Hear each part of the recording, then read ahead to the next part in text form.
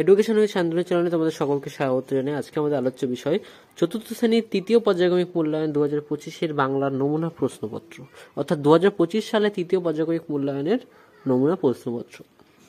তোমাদের পরীক্ষা হবে 50-এ, সময় থাকবে 1 ঘন্টা 40 মিনিট। দেখো, প্রথম প্রশ্ন বলেছে উঠো গো ভারতলক্ষ্মী কবিতার প্রথম 10 লাইন লেখো, যার মান হচ্ছে 10। উঠো গো ভারতলক্ষ্মী লিখেছেন অতুল প্রসাদ সেন। তো উঠো গো ভারতলক্ষ্মী, উঠো আজি জগৎ জন পূজ্যা, দুঃখ দৈন্য সব নাশি করো দুরিত ভারত লজ্জা, ছাড়ো গো ছাড়ো সজ্জা করে লজ্জা, পুনকমল কনক ধন ধান্যে, জননী গো লাহ তুমি বক্ষে, সন্তান বাস দেহ তুমি চক্ষে, কাঁদিছে তব চরণ তলে 300 কোটি নর নারী গো, কাণ্ডারি নাহি কমলা দুঃখ লাঞ্ছিত ভারতবর্ষে, শঙ্কিত মোরা সব যাত্রী কাল সাগর স্পর্শন দর্শে। দেখো, তোমাদের যেহেতু 50 নম্বরের পরীক্ষা হতে চলেছে, সেহেতু তোমরা কবিতাগুলো ভালো করে পড়বে। তোমাদের কবিতার মধ্যে যে কোনো একটি কবিতা পরীক্ষায় কিন্তু আসবেই।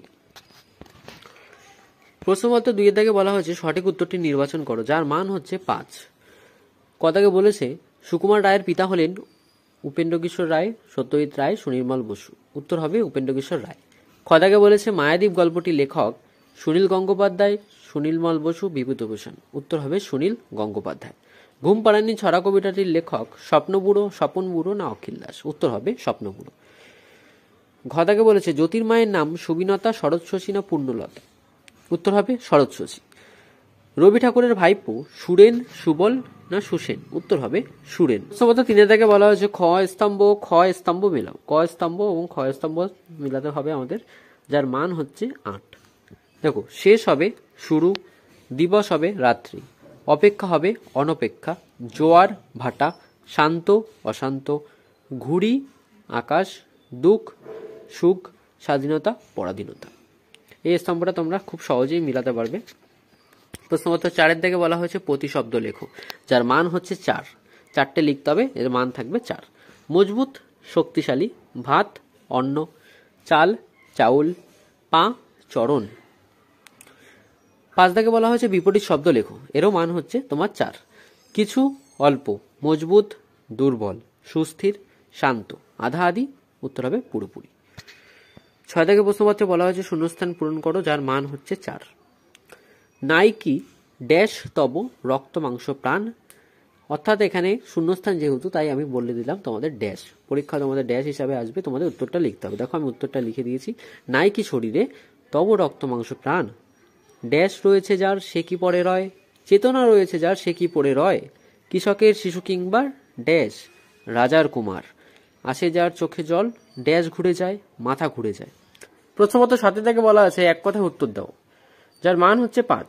কথাকে বলা হচ্ছে ফেরাজের বাড়ি কোথায় ছিল। উত্তর হবে পশ্চিম সীমান্ত প্রদেশে।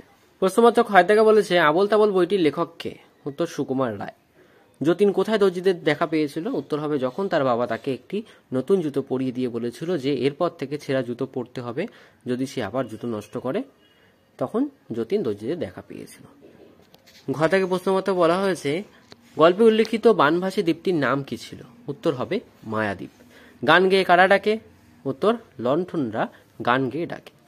প্রথমত 8 থেকে বলা হয়েছে নিচের প্রশ্নগুলি উত্তর দাও, যার মান হচ্ছে তোমাদের 10। অর্থাৎ এক একটি প্রশ্ন তোমাদের 2 নাম্বার করে 5টি প্রশ্ন তোমাদের লিখতে হবে।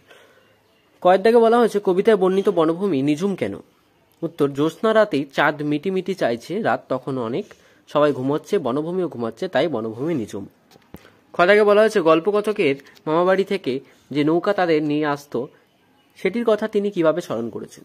উত্তর কথকের মামাবাড়ি থেকে আসা নৌকোটি ছিল আকারে বড়, 3 জন মাঝি, হলুদ রঙের পাল, তার মধ্যে প্রধান মাঝির নাম আলী, যিনি কথকের নানা রকম গল্প শোনাতেন।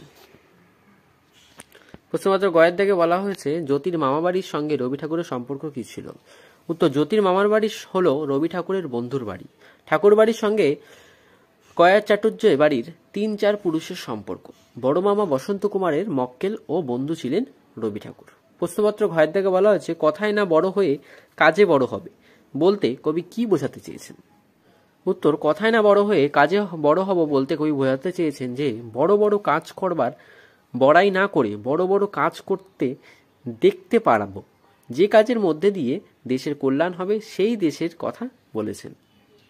প্রশ্নপত্র মধ্যে বলা হয়েছে সবাই রয়েছে কাজে বিশ্ব মাঝের তুমি বড় হয়ে কেন কাজ করতে চাও, কেনই বা তুমি সেই কাজ করতে চাও লেখো। আমি বড় হয়ে শিক্ষক হতে চাই, কারণ আমি শিক্ষার মাধ্যমে সমাজের বিভিন্ন স্তরের ছেলে মেয়েদের শিক্ষাদান করে সমাজের অন্ধকার দিকগুলো মুছে ফেলতে চাই। কুসংস্কার থেকে তাদের বার করে এনে সমাজে আলোর স্রোত ফিরিয়ে দিতে চাই।